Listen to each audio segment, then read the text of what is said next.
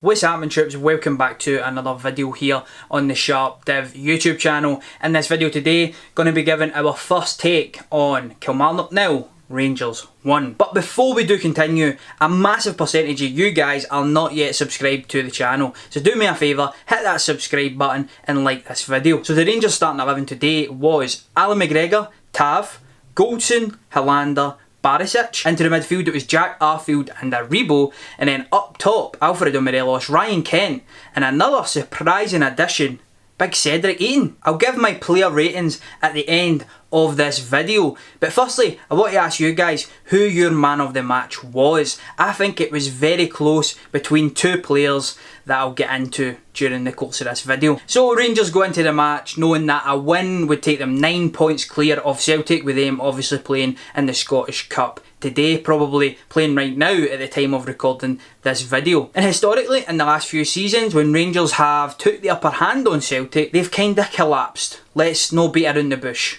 They've collapsed. But this year, they go to Rugby Park, very difficult place to go. They pick up the 1-0 victory. I predicted in the No First Touch podcast we would win 3-0, but that was more so with my heart. The head was saying maybe a 2-0, because as I said, I didn't want to be going into that last 5-10 minutes and being like, wow, something can happen here, which obviously it almost did at periods in the game. The first 25 minutes of the half, I thought that Rangers looked really in control of the game. Every single player in the park seemed to be doing their bit for the cause. There was a statistic that kept popping up throughout the match, and it was the amount of crosses pretty much that Rangers were putting in open play. That was a feature right throughout the 90 minutes of this game. It's obviously something that the players had been told to work on, trying as soon as you get a sniff at getting that ball into the box, get it in there. And Rangers looked relatively threatening when they were doing that. I thought that in the first 25, Morelos was linking up well, Kent was getting in the ball, Big Cedric was obviously there for the long ball that Helander tried to him in that first 25 minutes a number of times to no avail. But I thought that was even good tactically from the manager and the coaching staff, putting him in, knowing that Waters is a wee guy,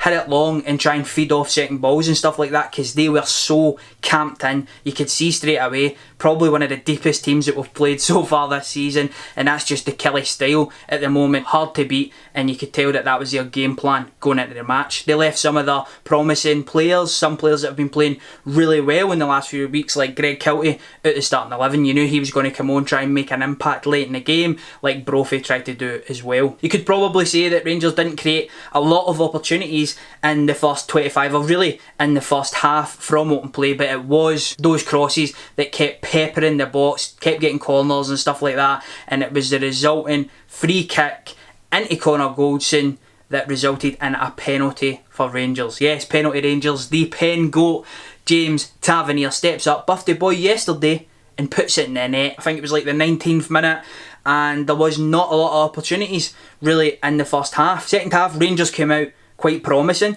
We had two breakaways through, the ball going up to Alfredo Morelos, opened his body up, hit it out to Kent, he cut it back just too far in front of Alfredo Morelos, and it fell to Scott Arfield, who in the first occasion had a shot that was blocked, and on the second cuts it back to Alfie, who was unlucky. The key moments after that, I would say, was really the Ryan Kent opportunity with the left foot, where he drags it, it's caught under his foot. I think he should do a whole lot better from that opportunity.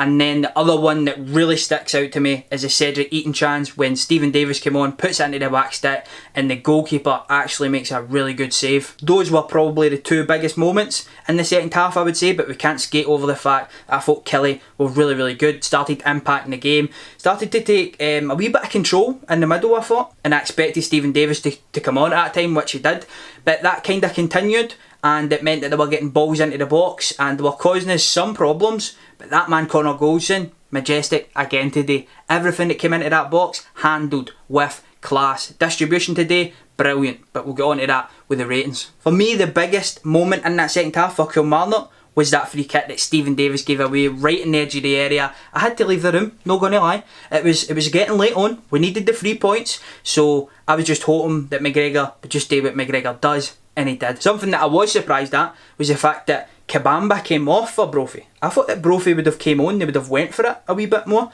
and they would have played as a 2, because I think Brophy plays way better when he's up there with big Kabamba playing off him. And that's when you've seen the best out of Brophy, when he's been playing with a partner like Chris Boyd a couple of seasons ago as well. But listen, overall, obviously didn't get a lot of goals today, but the team put in a right shift. These are games last season that Rangers would have potentially slipped up in, drew or even got beat. And the fact that we showed in this game that we can go to places like Rugby Park with the conditions as well, and we can pick up the 3 points, is testament to the progression that the squad has made this season. Now let's fly through these player ratings, because obviously there was not a lot of standout performances, but we get the job done, didn't we? Starting off with Alan McGregor, I'm giving him a 7 out of 10. Stepped up in big moments in the game with the Brophy save. Borna Barisic, solid in the game, so I'm giving him a 6 out of 10, because he wasn't involved as much as he usually is. But listen, 6, you're really moon if you get that, you know. If I was playing the game last, I'd be happy with a 1. But obviously guys, let me know what you think in the comment section below. Moving on to the middle, Big Hillander, done his job today, stepped up at crucial moments in the game, and I'm giving him a 7 out of 10. But now, getting on to the 2 guys that I think it was a really close call for man of the match, and that's Connor Goldson and Tav. Here we go. I'm going to give Tav an 8 out of 10, and I'm going to give my man of the match, Connor Goldson, a 9 out of 10. When the match finished, I straight away said to myself, Tav's got to win this. But it was only on reflection. I'm like, there was numbers of periods throughout that game that I was saying Connor Goldson was outstanding. He was winning absolutely everything in the game, and for that reason, getting the big ban a 9 out of 10. Getting better and better every single week. The same as Tav, who obviously got to see a goal today as well. Had him triple captain in the fantasy football. In fact, let's check the points. 39 points from Tav this weekend for me, so happy days. Moving on to the midfield, Ryan Jack came back in today. He's going to find it hard to get back into this starting 11, but did he sell a lot of favours? Thought he was decent a game, done his job, and for that reason giving him a 7 out of 10 as well. There was one opportunity where I think Rory McKenzie, sorry, got in behind Tav, and he came in brilliantly and just swept up, and that was his job today, and I thought he'd done it really well. Big Aribo, wow.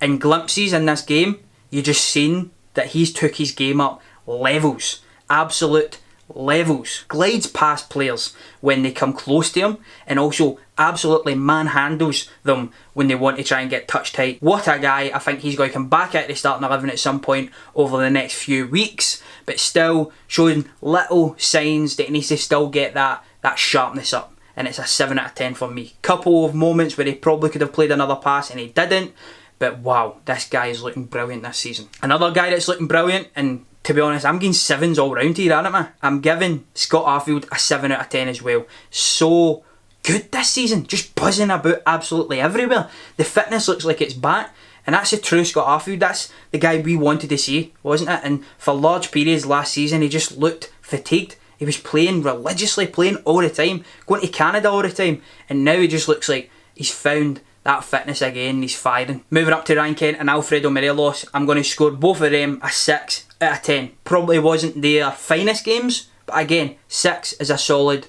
result. Kent probably could have did better in spells in the game. He had opportunities, he had chances to run at people. It didn't really fall for him. Morelos, I thought, started really brightly, had opportunities, but again, the ball never really went to him the same way that it was really last season, and he ends up getting substituted. And another guy that I thought put in a shift today was Cedric Itten.